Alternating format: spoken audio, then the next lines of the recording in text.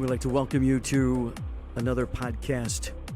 Greg Angelo with you, Raised on Real Estate, the RORE platform. Great to be here. Hope you're all doing well. It is a Thursday, May 26th, just a little bit before the Memorial Weekend coming up. We hope you all are doing great. We sent out that little audio on Facebook this morning, that little video this morning. Talk to you about what is going on and who is coming into the house. We've got a great person coming up all about exercise, fitness, and nutrition. We think it's going to be a great podcast. But before we get into all of that, we want to let you all know that we got a couple of podcasts that we just did with Brock Zivan on teaming, to team or not to team. So we hope that you check that all out. And please subscribe to our YouTube channel, Raised on Real Estate on YouTube. Hit the subscribe button. We really appreciate it. And also hit on the other ones. We've got it on Spotify, iHeartRadio, and all of those as well. Appreciate you. We're going to bring in our guests in just a bit. Here we are back on Raised on Real Estate. Thank you all for being here again. And we do have our guest with us, sort of like not really in the house. She's at some location. I don't know if she's in her studio or maybe she's in a bunker somewhere. I'm not really sure. But Kathy Laucius, I'd like to welcome you to Raised on Real Estate. Nice for you to be here. Welcome. Thank you, Greg. So happy to be here. And you're right. I am in an undisclosed location, so we'll keep that mystery in there. So thank you for having me. I'm super excited. Yeah, it's great. I know that, we've been talking a little bit for about a week or so. And one of my plans that I wanted to do this year, especially with what's going on with where we are in our state of economy and all these things happening, that I really think that nutrition, that fitness, health is really vital. And I'm sure it was as well when going through the pandemic, because people were just like sitting at home. They didn't know what to do, right? I mean, gyms were closed, and we'll talk a little bit about that experience that you were going through. First of all, I do want to thank you for being a guest here with us, and it's really an honor to have you here. Thank you. We're going to go through this process. We're going to ask you some questions. I don't want to put you on the spot like this is my life, or something like that. But you feel free to say what you want to say. And those that are listening right now, we did let you all know that Kathy got a book up out there that she's written. I think this was back in 2015, right? Correct. Okay. So the time is now. We've mentioned this on our platform before. We did a video on Facebook, and it's also up on LinkedIn. We had the link to it. So the time is now. 7 ways to get off the diet roller coaster and get on with your life. Now, we're not here just to talk about the book. We'll see how much we're going to get through with time is concerned. But first of all, for those that don't know you and they're like, okay, this sounds really cool, we'll check out the book. But who is Kathy and what's going on with her? So we're going to let you take it over and give us some information like, where'd you come out from and where you're going. Great. Okay. Well, thank you for that. And yeah, so I have been training now for almost 17 years. And part of that equation is I didn't get started until I was about 37 years old. So I used to, or I try to explain to people this, that I used to be insane. People say, excuse me, you were insane. I said, yes, I was insane because I, for almost 25 years, did the same thing over and over again, yet I always expected different results with my health and fitness goals.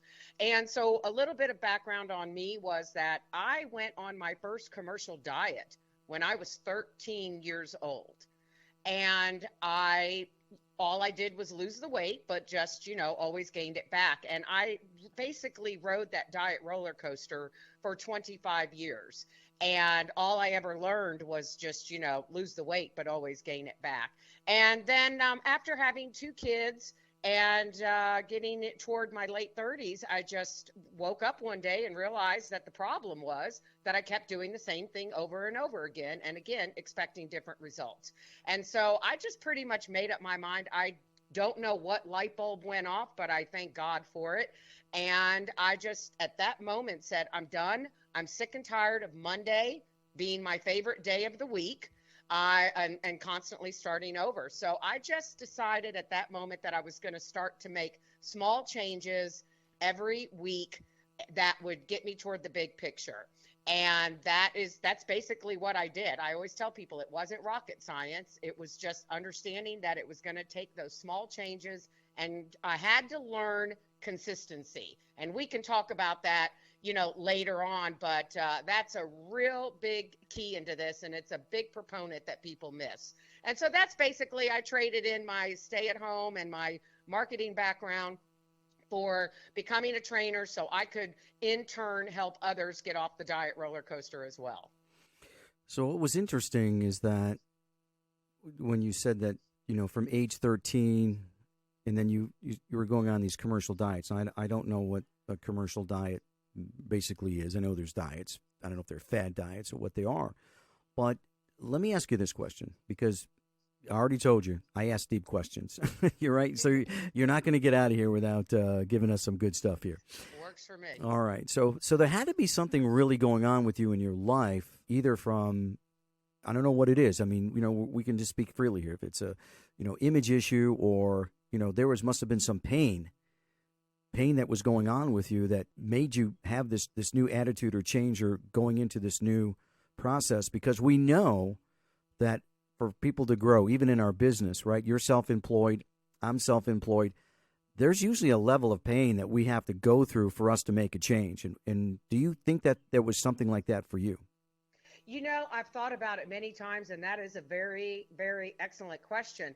And I can honestly say, because I have reflected on this so many times, there really, truly there wasn't that rock bottom moment. There wasn't, some people see themselves in a picture, right?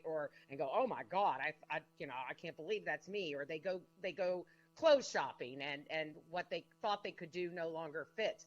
I literally just woke up in a just sick and tired mode. And honestly, looking back, I didn't even realize what I was doing until I started doing it.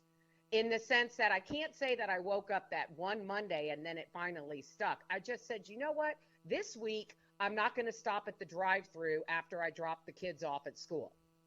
This week, I'm not going to do this. And then when I started to see the changes in my body, I went, oh my gosh, okay, this is really working. And I will say this, I did hire a personal trainer to help me work out in the gym.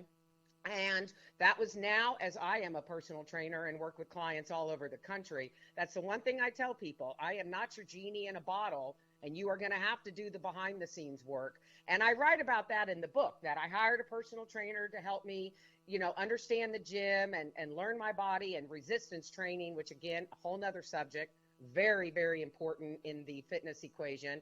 But I then had a new problem, Greg. I thought I could out-train a bad diet. So therefore, I had to get super serious about my nutrition if I was ever going to see long-lasting results. And so that went hand in hand, but it didn't happen. It's not like everything fell into place, that first moment. I slowly but surely realized that the small changes I was making were definitely adding up. So, but you wanted change. There was change there that you wanted to do, and so obviously maybe you didn't have that eureka thing, or you did say though that enough was enough. I think that's true, and it's just like the other point that you put down in the book in the beginning, is that you said that you give numerous interviews on major media outlets and run your own personal training business on top of all of that, and so that you had to wipe the Taco Bell off your face. Mm-hmm. And then you smoked your last cigarette for the day. Now, was that it? Was that like a cold turkey? You were done with that? No, actually, again, I had smoked for almost 20 years. So I had already quit smoking prior to getting into more fitness. I ran my first 5K. I ran my first 5K, Greg, and went home and smoked a cigarette in my garage. Okay. Okay, so that's pretty sad, but again, if we're going to be blunt, that's exactly that's how I was rolling. I mean, it was crazy. Trying to kick nicotine is not easy. I mean, I smoked for probably close to 35 years at least. It was when I was turned 40. I said, "It's enough." Yeah, and honestly, when I kicked it, it was more of a vanity thing. I thought, ooh, I don't want to be looking in the mirror 20 years from now and have those nasty, ugly lines. And, it was more vanity, I have to say, than health. But whatever gets you off the couch and whatever, gets you to the finish line is that's all that matters. But, yeah, so I still, to this day, when I think back, and so much time has passed since I made those decisions, but if you would have told me now, even 20 years ago, that I would be where I am now, and that I would, and all of these things would have come into place, I wouldn't have believed you for a New York minute. So that's good. This is really a good introduction. But what I want to do just a little bit before we get into more of the meat and potatoes of some of the questions about diet, nutrition, and exercise. So now you've moved on to this new phase. Now you've got a new Kathy going on with you now, and you started getting into competition, right? So let's talk a little bit about that. What was that like? And I think that you told me that you're originally out of Houston, Texas. So let's have that little bit of a conversation. Sure. So I had been training for a couple of years, and I really don't know. Again, it's one of those things where I'm not really sure where the idea came into my head.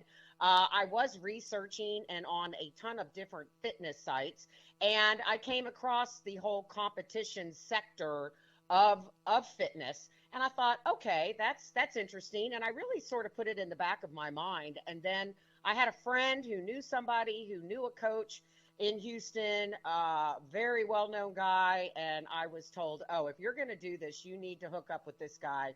This guy trains all the best. And I said, well, that's the only card I need. I want his card. And so he and I started working together, and he changed my life. Absolutely changed my life. And what I didn't realize is that I was just so thirsty for that next challenge. I had gotten myself into shape. I did run a half marathon. Everybody said, oh, you're going to get the bug to run a full marathon. That never happened, but I couldn't run to the mailbox prior to losing weight. So I was done. But the challenge with the competition was a whole new thing. And yeah, I ended up competing. What started out as just a bucket list item, I ended up actually winning a national qualifier show out of Austin, and competed at the NPC Nationals in July of 2010, and I was 42 at the time. And so while I didn't think I would go on to get my pro card or anything like that, I had proved more than I needed to for myself. And so I stepped off stage and never looked back. But it was a glorious time. And it was, again, if you would have told me 20 years ago that this was even possible, I wouldn't have believed you. So looking at your book, because you do post photos in your book, and for those who are going to get the book, and we're going to talk a little bit about that before the end of the program, you've got a before and after picture right before into your introduction, and you talk about a transformation. I mean, wow. I mean, that is really, you go from before, and it's like, now it's almost like a sculpture of art, right? And so you said that you were competing in figure competition, which is different than bodybuilding. So what's the difference? So the figure competition, the figure competitors are what they call a smaller version of the bodybuilders. You still have to have the symmetry. What I mean by the shoulders, you have to have the smaller waist. Everything has to be symmetrical, but you're just a smaller version. And I do, for your listeners, want to impart this with 100% honesty. I never took one drug other than a Centrum vitamin. I never did anything. I was all natural. And the reason I really want to hit home on that is that body that you see in that picture was sculpted seriously by healthy food, 1 hour of resistance training, 5 times a week, along with the necessary cardio I needed to do, especially the closer you get to when you get on stage. It was all food. It was all resistance training. It was all my necessary cardio, and nothing but a Centrum vitamin. I don't have the competition police in here, so that's good. Yeah, but you'd be surprised, and I think I anticipate that question, because I've been asked, oh my God, what were you on? I said, oh, I don't know, a multivitamin? I mean, what are you talking about? I wasn't on anything. And that was another reason why I did step away from the competition circuit, because first of all, I lived in a bubble for 3 years. Again, it was a challenge. I did it. I was more than proud of myself. I was 42 years old and I wasn't willing to do anything to alter my body just so I could move forward. So I stepped away. And but again, I cannot just impart what good old-fashioned resistance training and good old food in your body, how much you can change your body composition. Yeah, that's good. That's a good segue now, talking about nutrition. We're going to talk about that now because I'm sure your eating habits had to change and the type of food that you were taking in had to change as well. And so in the beginning of the book, when you get into going into the next chapter, you're talking about the word that you used was attitude. And you said that before diving into food and exercise, that you started with attitude first, because without a healthy outlook, your journey will stall out very quickly. And that you want to get your mind in a place where you can accept yourself as is and accept your environment for what it is and decide that you are in charge. What was that shift, though, that attitude mind shift that you obviously, when you got into competition, that you had to do from where you were before? Well, understanding that it's a process. And I know it sounds like a cliche, and it's actually used a lot in a lot of different aspects of our life, whether it's trusting your, I'm going to quit my 9 to 5 and go entrepreneur or whatever. It's that whole trusting the process. And that's how I start off, even with my own clients, is you've got to, clear the mind, because there's always going to be something that's going to, to weigh you down. So you have to decide that, you're not praying over a winning lottery ticket. You're not waiting for the CEO of a company to call you for the big interview. This is 110% up to you. You are in charge. And so when you can shift that mindset to, wow, I mean, all of this is, at my hands, I control this. To me, that's the number one thing that people skip, right? They just want to go, let's just go right to the, I don't care. Blah, blah, blah. Okay, I don't care, Kathy. Just tell me what to eat. Okay, I don't care, Kathy. Just tell me, what I need to do in the gym. No. We're not going there. And I also very much, and I talk about this in that chapter, is you 100% must find your why. Mm-hmm. And so maybe circling back to your initial question, what was the aha moment? I think I just finally said, I need to define my why. So even with my current people, my clients, they must define their why before we'll even get started.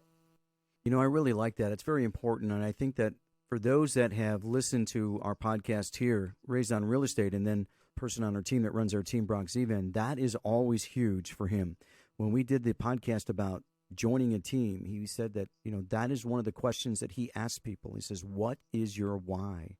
Because if you don't have one, then what's important to you, right? Well, yeah. And I also tell people, be prepared for your why to change. So for example, when I first started, obviously my why was, I'm sick and tired of starting over. Okay. And then my why went from, oh, wow, okay, now I want a new challenge in my life. So, it was blood, sweat, and tears to compete. There is no ifs, ands, buts about it. And, I had to constantly revisit my why. And then when I stepped off stage, today I turned my why into, okay, I just want to stay ready so I don't have to get ready, because those were exhausting days. I mean, I really like that as well. So there's some highlights that you put in the book that I find that very good. When you talk about conquer excuses, and you said that don't let past excuses stand between you and your goals. Mm-hmm. Right? So before we move on to the next chapter, that you compiled a list of common excuses that can stand in your way. And so what were some of those things that were important to you? Well, the first one that, of course, you always hear is, there's never going to be the right time. I mean, there's always the, I don't, I don't, my kids are home, or I have this, or I have that. And so that's basically that's where I even came up with my own business name, The Time Is Now, because I didn't get started until I was 37, 38 years old. And so if I had thought that, my time was over, I would have never seen the fruits of my labor. So that's one of the common excuses, that it's just not the right time. I hear the whole, I don't even think the scariest one is people feeling selfish with their time. They're worried that they're going to be taking away from their family or their career. And I said, oh my gosh, it is not selfish to take care of you. If you're not taking care of you, who is? So those are some of the more common ones that I hear. Now let's transport here to where we are now. All right, so you're here in Charlotte, right? And you've got this new entrepreneur, you got this business going now, and you landed your feet here. And take us through a little bit about like what happened when COVID came, and what was your experience with that, as far as, people who were, signed up to be, under you to get training and fitness and all of that. What was your experience? Yeah, it was really, I didn't move to Charlotte until the fall of 2018. So, fast forward to March of 2020, and I had really just gotten my feet wet, and then for everything to shut down. So, I had several clients who kept up with me, and we would do what a lot of trainers were doing, was the Zoom sessions and things like that, or I would send my clients workouts. And, but honestly, part of that was some people were just so freaked out that they just couldn't even think about, okay, Kathy, right now I'm just trying to get out of bed. I can't be thinking about how I'm going to work out today. And, I think we all went through a little bit of that, but, I had a lot of clients that were still receptive to wanting to, and really, which was great, was if we could do the Zooming and I could stay in contact, because we all needed that social contact, right? Even though we were all, still at home. So, but then I had also been working, I had always done online training. I have worked with clients all over the country, but I really honed in with the pandemic and developed my own personal training online app.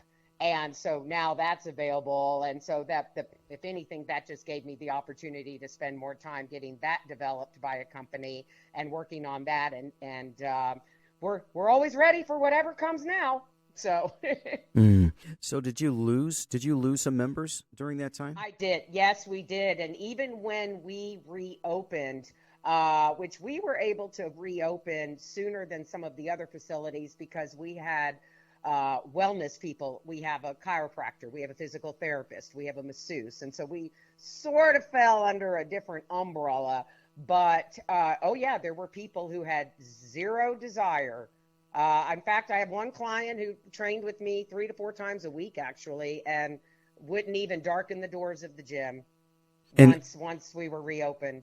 And how many of those then came back after the things opened up? I would say probably 90% came back. Oh, that's a good number. Right. And now I'm busier than I was prior to the pandemic.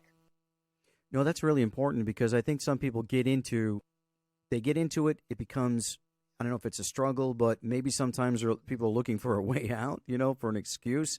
And I know that the pandemic really caused a lot of people to put an excuse that they didn't want to do into play and said, well, it's the pandemic, and so that's it. And so then they never restarted again. But it's good to hear that you had that high percentage of people coming back. And Greg, that's a good point, because that drove me nuts.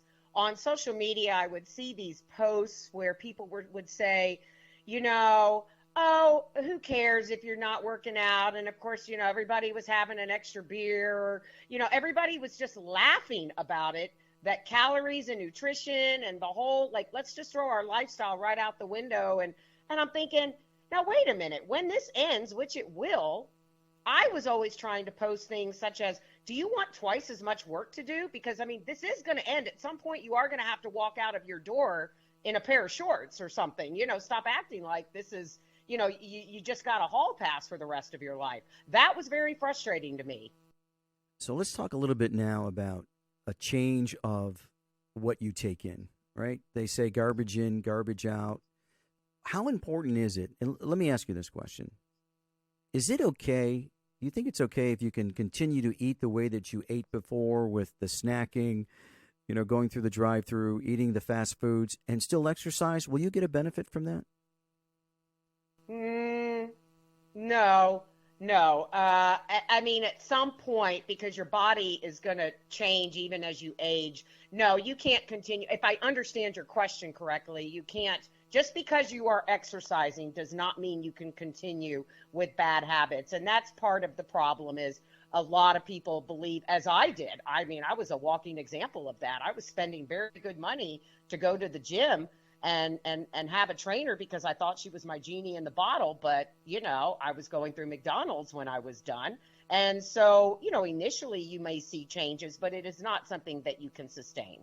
No, and I think that's really good. And that was sort of a leading question because there are people out there who do go to the gym, I'm sure, and then they continue to, have their normal, whatever their diet is. They say, well, you know what? I was on the treadmill. I burned 224 calories. That's what the machine says. I was on it for 30 minutes.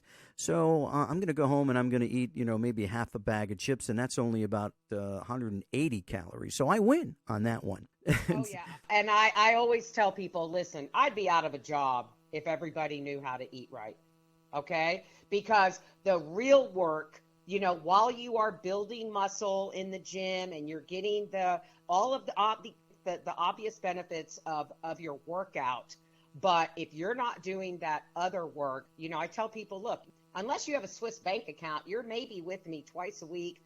There are some of those who can afford maybe 3 times a week, but what you're doing those other, 144 hours in a week is 100% on you. And that's another thing that I stress from the very beginning with these clients is, look, I've been there on the other side. I've been where you are. And I'm going to tell you right now, I don't want you coming back to me 2 months from now going, this isn't working, Kathy. Well, it does work because it's not rocket science. You just are going to have to do the behind the scenes. So in Chapter 4, this is the nutrition part. This is where you bring up getting rid of the junk food and start putting better stuff into your body. So let's talk a little bit about that now and why it's important, because you're an expert in this field and you know that if you've got a machine and you have to feed the machine, and that's kind of like where I was going. Do you want to put really bad gas in your car, or do you want to put premium and it's going to run at full throttle? So because if you're putting junk in your body, how is your body going to respond when it's dealing with stuff that really isn't natural food? Why is it so important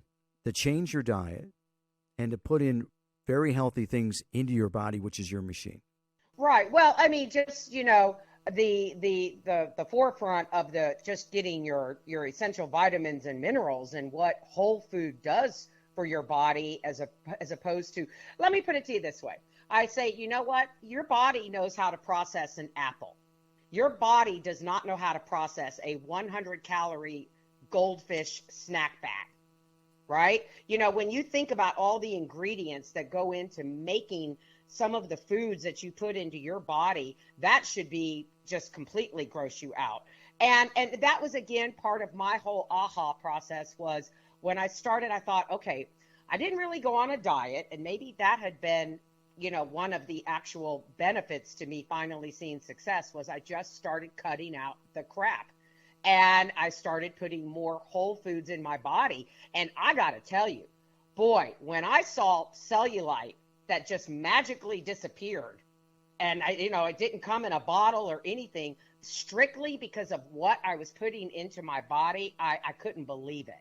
I absolutely couldn't believe the results that I was seeing from clean, whole foods as opposed to, a Whopper or Chick-fil-A or whatever, 5 Diet Cokes a day, all of those things. I couldn't believe it. Yeah, that's one of the things that you said in that chapter is that you talked about eating clean, and you said that within 3 months that you lost 10 pounds of pure grossness. Just gross. The cellulite, as you said, was miraculously cleared up. Your skin and hair were more healthy looking. So your body now was getting the nutrients, make it thrive, to make it really alive, to go from there. So I think that's part of the main, like the building blocks in fitness and exercise is really what you put into your body. Let's talk a little bit about like what that diet was like. What sort of foods were you putting into your body? Sure. Well, I started focusing, my main thing was that I focused on a higher protein.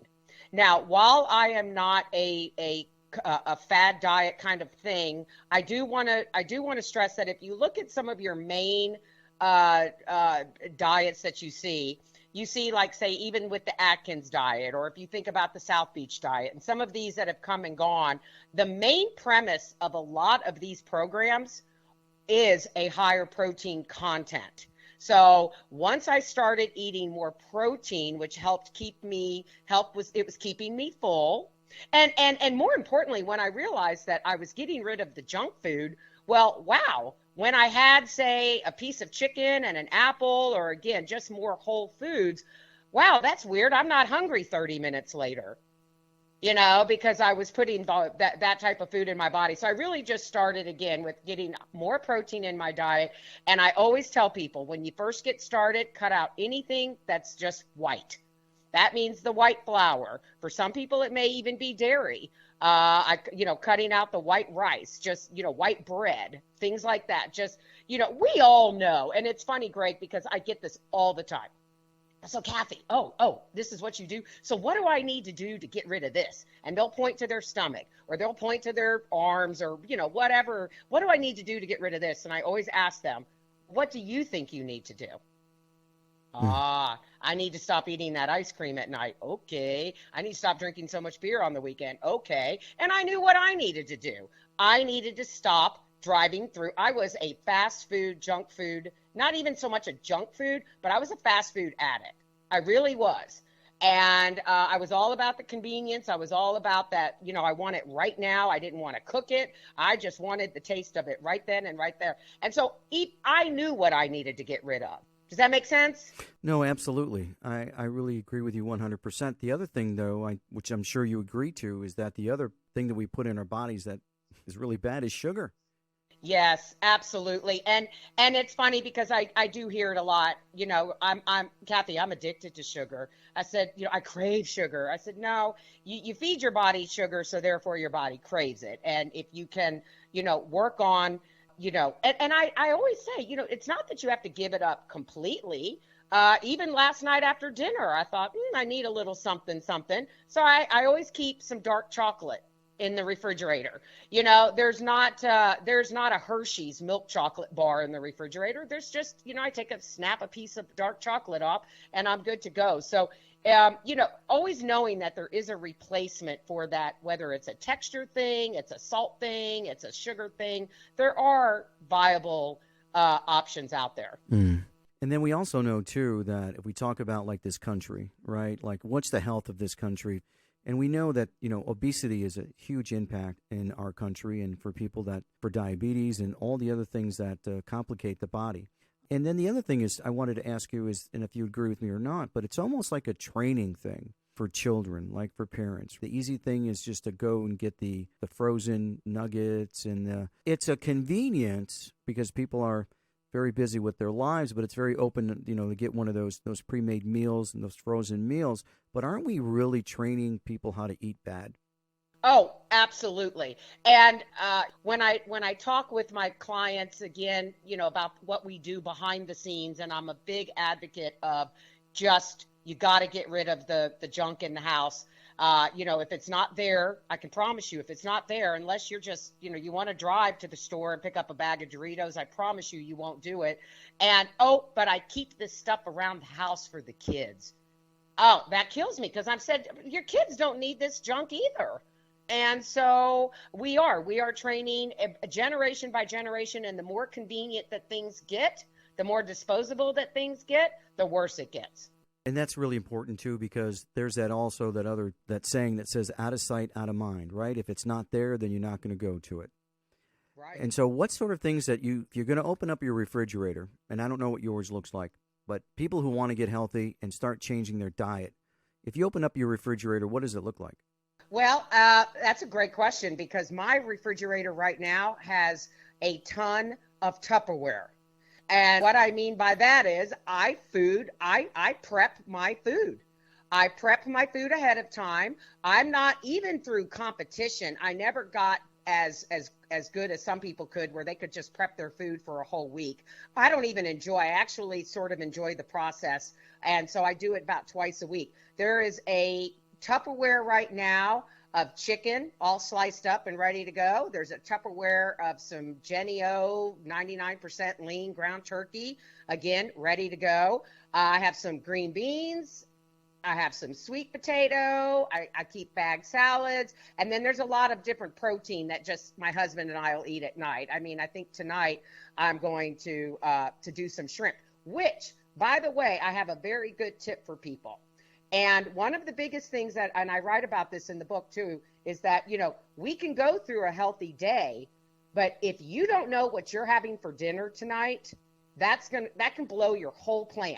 So I tell my clients when they are planning out their food and what they need to do to make that shift is you start with what you're going to have for dinner and you work your way backwards.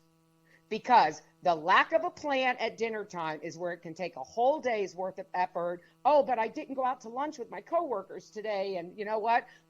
And if you're feeling food deprived, even if it's psychological, by 3 or 4 o'clock, if you don't know what you're having for dinner, I can guarantee you, you're going to fall off the wagon. You're going to do takeout. You're going to order out. You're going to make a bad decision.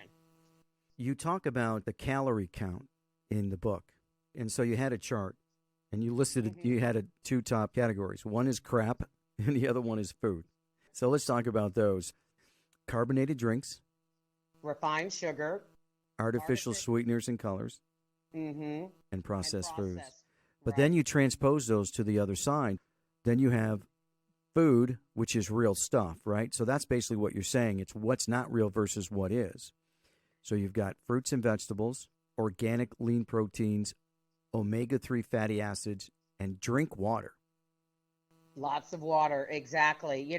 And I will tell you that I don't have anything wrong or necessarily a Diet Coke a day.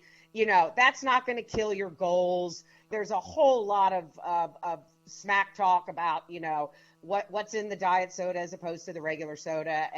And even since that book was written, I can tell you I've learned a lot. And a Diet Coke a day is absolutely not going to kill your goals. So I don't want to get it to be that cut red tape. But and I believe in my heart, that we all truly know what is a whole food and what isn't. We know a bag of Doritos, is not whole food, right?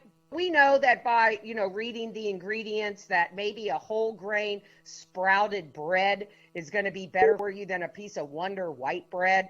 I would like to think that most of us know, again, what we are putting in our body and what is causing us to not be able to make that shift. The other thing that you talked about in the book, as far as when you're counting calories and you're looking for, like, you want to see your results. And one thing that you said was, instead of like looking at the scale, right? A lot of people get on the scale and some of them get on it like every day. You're looking at more about your clothes, right? How your clothes fit you as more of a benchmark than the scale. Yeah, your scale can change. The scary thing is that your scale can change as a matter of up to 5 pounds in one day for whatever reason. It could even be of course, with females, we have more things that we have to navigate, but even as a male,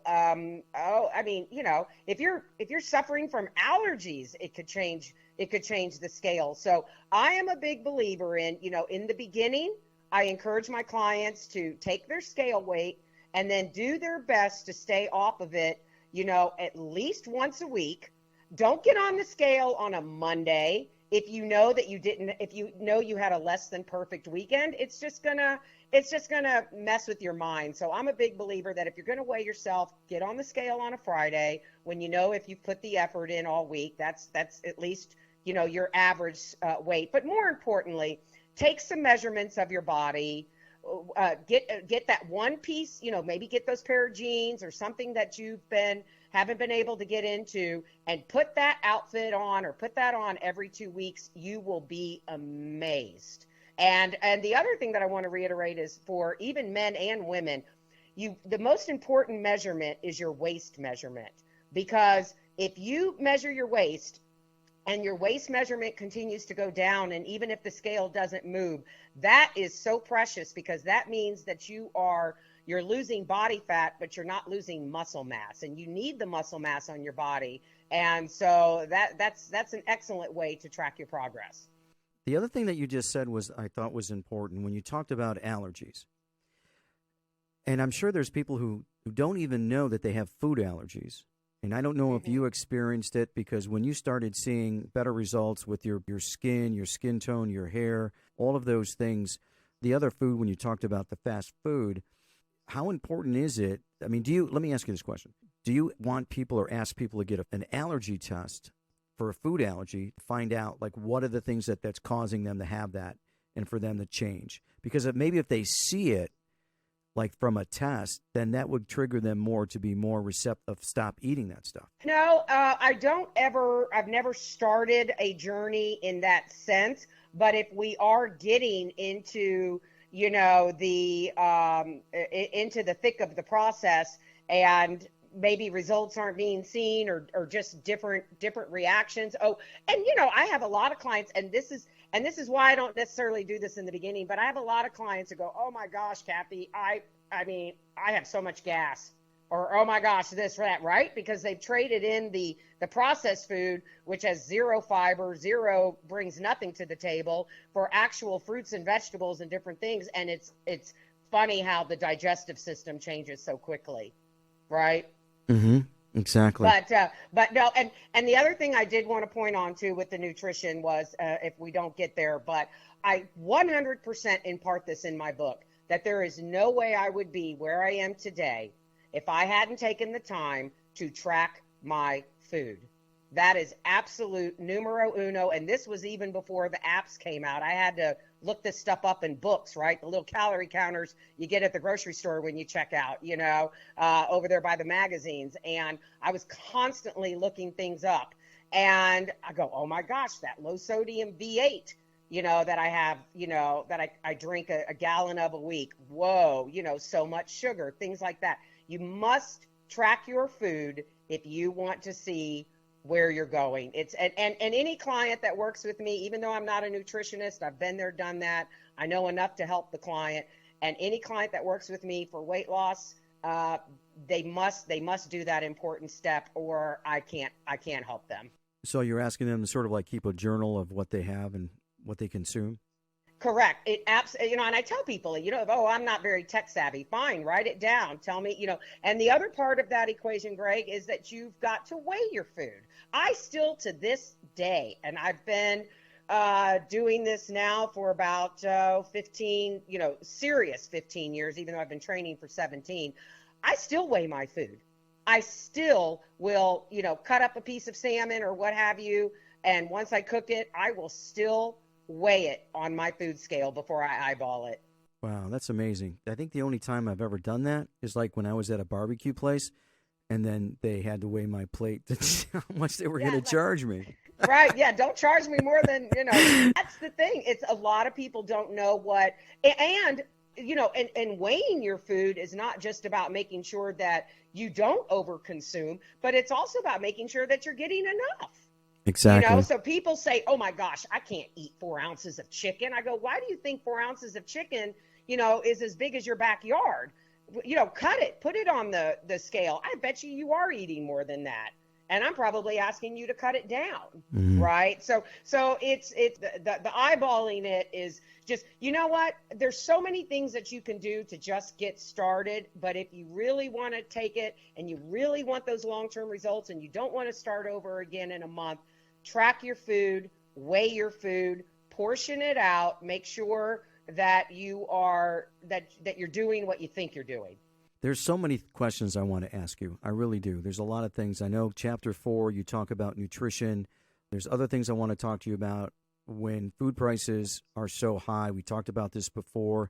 People usually go to the frozen food. They go to the dollar stores sell food. They do. Obviously, it's cheap. You can probably get 20 bags of food for $20 versus, because the price of meat right now, you know that, right? You go to the grocery store and it's what is it? Like average is like $18 a pound. So you look at it from your pocketbook. What do you tell people that are, I mean, I don't know the ones that are coming into your, under you for, for the exercise and all of that, but if you have that conversation with them, what do you kind of tell them that would be good advice? Well, it's interesting because I find, Greg, a lot of people who think that it's expensive to eat. And first of all, I will answer your question as far as what those options are. But it's funny because a lot of times I find that these people are spending $6 on a latte every morning.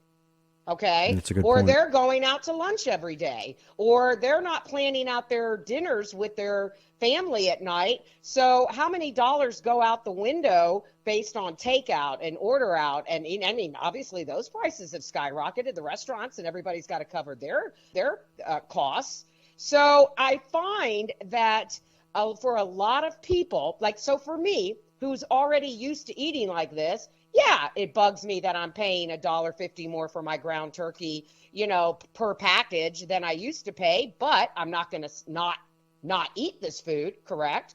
But for those that are going, it's too expensive to eat healthy, we can always find ways that where they're already spending that money, they just don't know it. Mm-hmm.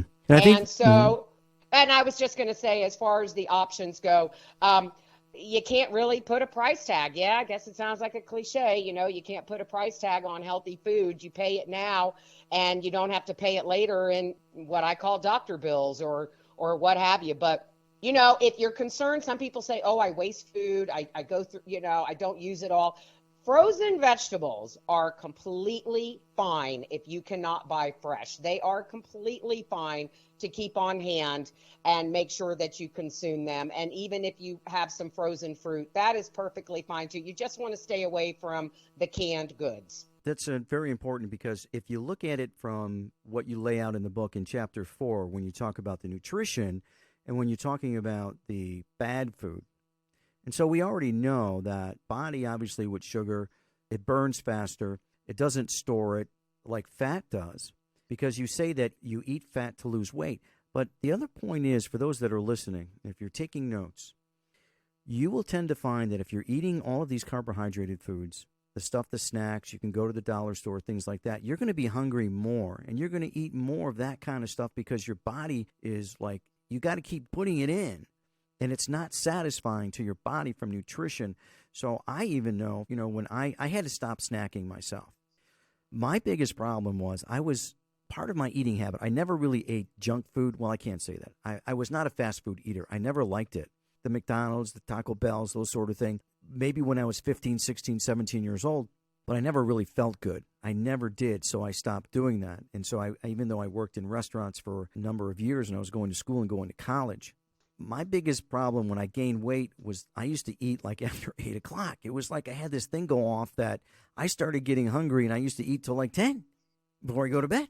And Sure. and then it's like I never got full. I never really got full. And I know there's a lot of late night snackers, but I think the point is that if you look at it from what you were just saying, you're going to keep going after like the bags of food and all of those processed foods, and you're going to want more of it. And you're going to end up paying more money because you're going to have to buy more of it versus going after the healthy food that is going to satisfy you. Do you agree with that?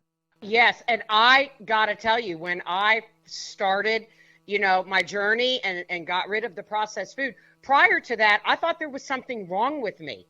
I mean, I thought I was truly a human vacuum cleaner for food. Why can't I ever get full? I didn't understand the relationship between the type of food that I was putting in my body and my appetite. And the correlation never even crossed my mind. And so when I started cutting that out and putting in more food, I was like, oh my God. I mean, I don't even know if I can eat this much food in a day. Right. When you have, say, 1,500 calories of good food, and absolutely, you're just a human vacuum cleaner when you're eating that processed food. And there's nothing wrong with you as to why you're hungry 30 minutes later going, gosh, why don't I have willpower? Why can't I make it to the next meal? It's not your fault. It's the food. That's really important. I really like that. So here's what we're going to do. For time-wise, I want people to, absorb like nutrition as much as they can for this podcast. So I think this is maybe a good stop to sort of like put all this together. We're going to give people some information on how they can find out more about you. Got a website out there, and you've got the book that we talked about, and we're going to have all that information up on the platform that we use. All of those that are in my podcast, RORE community know Buzzsprout is my host company, but obviously when we put it out there, and the other ones. But here's a couple things. Well, first of all, I want to ask, would you love to come back to Raise on Real Estate? Absolutely, Greg. I could, if you'll put up with me, I could talk about this all day long. So yes, let's Okay, do it. that's great. I appreciate that, because there's other things I want to talk to you about, the struggles that people go through when they go through weight training and dieting, and the motivation that they can tend to lose, like in maybe like 7 days, 14 days when they start seeing results. So that's part of that I want to talk to you about, because we know that people can get extremely motivated and then all of a sudden things just fall off. And I mentioned this over the weekend. There was a point that I brought up that basically said, look, you can have a gym membership. You can pay for a gym membership. That doesn't mean that just by having the membership that you're going to see results. You actually have to do it, because we know that many people start up on a membership, they get into it, and then even they go through, maybe they have a trainer, maybe for 2 weeks, and then after that, they're nowhere to be found. I want to talk a little bit more about, like, what do you do to try to instill on the people that you train, how to get them motivated to keep coming back and for them to see the results, because we know it takes time. It doesn't happen overnight, right? Oh yeah, and I got to tell you, that is a whole nother subject matter, and I've got an answer for you. So absolutely. Okay, so everyone that's listening, we're going to be getting back to that part right there. If people want to get a hold of you, you're more than welcome to, send out all your information, what your website is, where you're located, and how they can contact you. Sure, yeah. So my website is thetimeisnowfitness.com. My book is the Time Is Now, 7 Ways to Get Off the Diet Roller Coaster and Get On With Your Life. And that is available either on Amazon by hardback or for download. You can download it off of Apple. You can download it off of Barnes & Noble if you still carry a Nook. And so it's not a hard copy at, in a bookstore, but it is available for download. And yeah, so I am in the Charlotte area. I train out of Metro Fitness Club over on Selwyn Avenue. And I do, again, if somebody wants to train, but they're not sure that they can commit to the in-person, or maybe they're not as local. Again, I have my training app where that's available for download by invitation. So just give me a shout. There's a contact form on my website, and I'll definitely respond. So are you taking on new clients now? Yes, definitely. And, there's certain days and times that are already spoken for, but I never say never. So never hesitate to reach out. We can always make something happen. What's sort of the demographic between men and women? Does it matter to you? No, in my 17 years, I've trained both men and women. I mean, most of my clients have been women, whether they've just been, fellow moms, things like that. I would say that out of, probably 70% of my client base is female. But that's just the way, you'll have males who will tend to gravitate toward a male trainer. But no, I've trained plenty of males, and I take the challenge on too. And I got to tell you, I have a couple of guys that I train now, and I really have the utmost respect for them, because they didn't walk in all macho, and they trust me and they trust my process. And I have one guy who I've been training since pretty much the day I landed in Charlotte, and twice a week, and he trusts the process, and I give him a lot of respect for that. That's awesome. That's great. We're going to put the brakes on this one, and we're going to come back with Kathy at another time, and we're going to talk more about nutrition. We're going to talk more about the sort of like the resilience of how to keep going when so many things in our lives can pull us away from exercise and what's important to us. And well, Kathy, we appreciate you for being here on Raised on Real Estate. It's just been an honor having you here, and I hope you enjoyed your time with us. Yes, thank you so much. I'm looking forward to the next time. So we'll have all of this information up on the platform for you when we get all of this one wrapped up. We'll hopefully it'll be up there either within the next day or so. And the other thing is, are you offering any sort of deals with our Raised on Real Estate listeners for getting your book at all? Well, I tell you what, if someone contacts me on my website and sends me a quick contact form, I can definitely get them the book at a discounted rate.